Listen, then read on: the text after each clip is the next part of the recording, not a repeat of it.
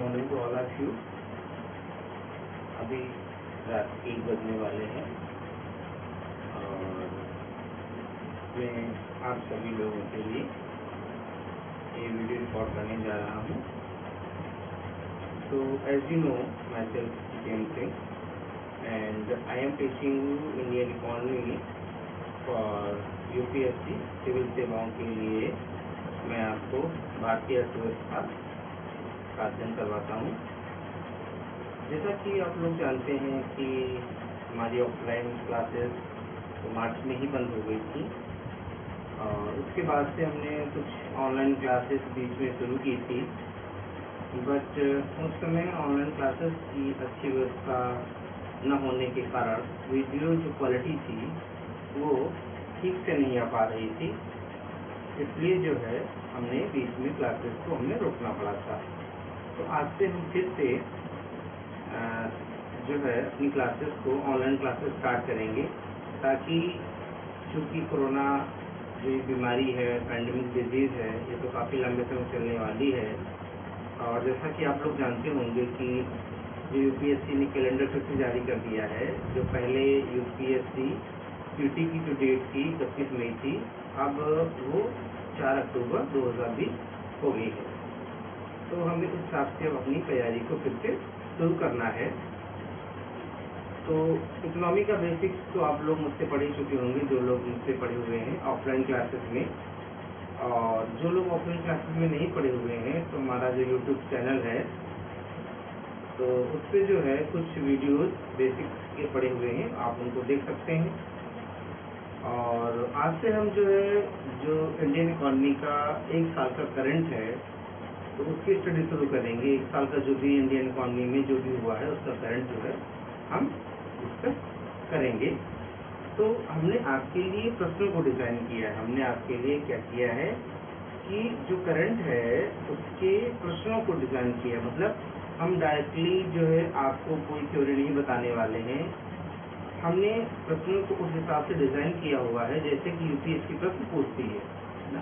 तो यूपीएससी के पैटर्न पे हमने जो हमारे पास कंटेंट है उसको हमने यूपीएससी के पैटर्न पे प्रश्नों के रूप में डिज़ाइन किया है। तो हम उन प्रश्नों को देखेंगे और फिर उनके एक्सप्लेनेशन भी हम देखेंगे। इस तरीके से आपको जो करंट का कंटेंट है वो भी मिल जाएगा और आपको ये भी पता चल जाएगा कि यूपीएससी का पैटर्न कैसे होता है, किस तरीके से यूपीएससी प्रश्न पूछती है। तो आइए हम शुरू करते हैं। जैसा कि आप देख रहे हैं कि यहाँ पे हमने प्रश्न लिखा हुआ है, निम्नलिखित कथनों पर विचार कीजिए, कंसीडर द फॉलोइंग स्टेटमेंट। तो ये कथन आपके दिए हैं, कथन नंबर 1, 2, 3, 4 दिए हुए हैं। उसके नीचे क्या है, आपके विकल्प दिए हुए हैं। तो पहले हम कथनों को डिस्कस करेंगे और जानेंगे कि कौन सा कथन सही है, कौन सा गलत है।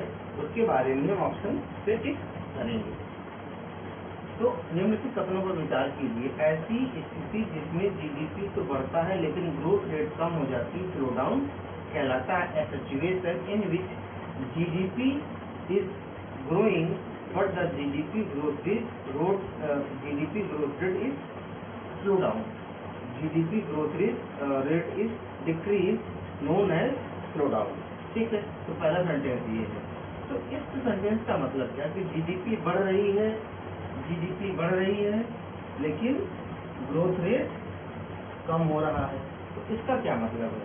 मान लीजिए वर्ष 2018 है, इसमें जो जीडीपी है वो 100 रुपीज़ है, 100 रुपीज़ जीडीपी है और इसका जो ग्रोथ रेट है वो 5% आया है। 2019 में जो है तो जीडीपी है वो 104 रुपीज़ है। तो अब देखिए 100 था, 104 हो गया, तो ग्रोथ रेट कितना हुआ, 5%। तो यहाँ देखिए इसकी तुलना में जीडीपी तो बढ़ा है, ये 100 था, ये 104 हो गया है। लेकिन 2018 में जहाँ वृद्धि दर 5% थी, वहीं पे 2019 में वृद्धि दर कितनी है, ग्रोथ रेट 4% है। तो हम क्या कर सकते हैं, जीडीपी बढ़ रहा है लेकिन ग्रोथ रेट क्या हो रही है, कम हो रही है। तो that is known as slow down. इससे ही हम स्लो डाउन की स्थिति कहते हैं। स्लो डाउन में क्या होता है कि हमारी जीडीपी बढ़ रही होगी लेकिन ग्रोथ रेट क्या होगा, कम रहा होगा। That situation is known as total आप लोग समझ गए होंगे। सेकेंड स्टेटमेंट आपका है कि वित्तीय वर्ष के किसी भी क्वार्टर में ग्रोथ रेट का निगेटिव हो जाना कॉन्ट्रैक्शन कहलाता है। क्या कहलाता है? कॉन्ट्रैक्शन कहलाता है। In any quarter if the growth rate growth negative then it is known as contraction. मतलब हम इसी समझेंगे, एक ईयर में आपको पता है कि 4 क्वार्टर होते हैं। क्वार्टर का मतलब होता है तिमाही, यानी कि एक क्वार्टर, इसको हिंदी में तिमाही कह रहे हैं, यानी कि 3 महीने का होता है। हमारा जो भारत सरकार का गवर्नमेंट ऑफ इंडिया का फाइनेंशियल ईयर होता है, ये 1 अप्रैल से 31 मार्च तक होता है। तो आपका जो पहला क्वार्टर होता है वो अप्रैल मई जून, दूसरा क्वार्टर होता है जुलाई अगस्त सितंबर, और तीसरा क्वार्टर आपका होता है अक्टूबर नवंबर दिसंबर, और चौथा क्वार्टर होता है आपका जनवरी फरवरी और मार्च। तो एक साल में 4 क्वार्टर होते हैं। तो अगर किसी भी क्वार्टर में ग्रोथ रेट निगेटिव हो जाती है तो उसे क्या कहते हैं? कॉन्ट्रैक्शन कहते हैं। अब निगेटिव का मतलब समझिए, ये इसी से समझते हैं। जैसे 2018 में जीडीपी जो है वो 100 थी, अगर ये 2000 में घटकर के, बढ़ने के बजाय घटकर के 95 रुपीज हो गई। कितना हो गया? 95 रुपीज हो गई, या हम मान लेते हैं 90 रुपीज हो गई। क्या? 90 रुपीज हो गई, क्योंकि पहले की तुलना में घट गई। कितना घटा? 10% घटा। तो हम कहेंगे जो ग्रोथ रेट है वो -10% है। क्या है? -10% है। तो इस तरीके से, तो अगर किसी एक क्वार्टर में, क्योंकि जो जीडीपी आपकी होती है ये गवर्नमेंट के द्वारा क्वार्टरली जारी की जाती है, जीडीपी के आंकड़े गवर्नमेंट द्वारा क्वार्टरली जारी किए जाते हैं, उसके बाद में ईयरली आते हैं। तो अगर एक क्वार्टर में ग्रोथ रेट निगेटिव हो गई, एक्चुअल में ग्रोथ रेट हम कह रहे हैं ग्रोथ रेट निगेटिव, तो अपने आप में क्या है? ये एक विरोधाभासी है। ग्रोथ रेट निगेटिव कैसे हो सकती है? ग्रोथ रेट निगेटिव होने का मतलब ये होता है कि अगर जीडीपी कम हो जाए, तो देखिए जीडीपी कम हो गई, तो कम होने तक को ही हम कहते हैं ग्रोथ रेट निगेटिव हो गई। तो बढ़ने के बजाय अगर घट जाए और सिर्फ एक क्वार्टर में घट रही हो तो उससे हम क्या कहते हैं? कॉन्ट्रैक्शन कहते हैं। अगला है रिसेशन। वह अवस्था होती है जिसमें किसी भी वित्तीय वर्ष के लगातार 2 क्वार्टर में ग्रोथ रेट निगेटिव हो जाती है। तो इसी को, जहाँ पे सेकेंड स्टेटमेंट में आप ग्रोथ रेट एक क्वार्टर में निगेटिव हो रही थी, यानी जीडीपी कम हो रही थी, तो अगर लगातार 2 क्वार्टर अलग अलग, यानी जैसे पहले क्वार्टर में कम हुआ लेकिन दूसरे में बढ़ गया, फिर तीसरे में कम हुआ, तो फिर इसे रिसेशन नहीं कहेंगे। पहले दूसरे में लगातार हो, दूसरे तीसरे में लगातार हो, तीसरे चौथे में लगातार कम हो। तो जो चीज यहाँ पे एक क्वार्टर में हो रही थी, अगर वही 2 क्वार्टर में हो, लगातार ग्रोथ रेट निगेटिव हो जाए, अगले में भी 90 से घट के 80 हो जाए, तो उसे हम कहेंगे रिसेशन। ठीक है। नेक्स्ट है रिसेशन के साथ साथ अगर वस्तुओं की कीमतों में गिरावट आती है तो उसे डिप्रेशन कहते हैं। अब रिसेशन, अगर रिसेशन और आगे बढ़ करके वस्तुओं की कीमतों को गिरा देता है तो रिसेशन क्या होता है? मंदी क्या होती है? रिसेशन का मतलब होता है मंदी। क्या होती है मंदी? मंदी में क्या होता है कि लोगों के पास रोजगार नहीं होता। जब लोगों के पास रोजगार नहीं होगा तो उनकी इनकम नहीं होगी। जब उनकी इनकम नहीं होगी तो डिमांड नहीं करेंगे। जब वो डिमांड नहीं करेंगे तो क्या होगा? फिर सप्लाई को कम करना पड़ेगा।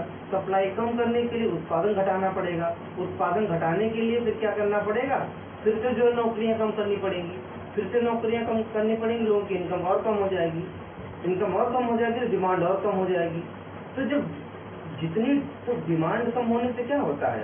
वस्तुओं की कीमतें गिरती हैं। तो जितनी डिमांड कम होती जाएगी उतनी वस्तुओं की कीमतें गिरती जाएगी।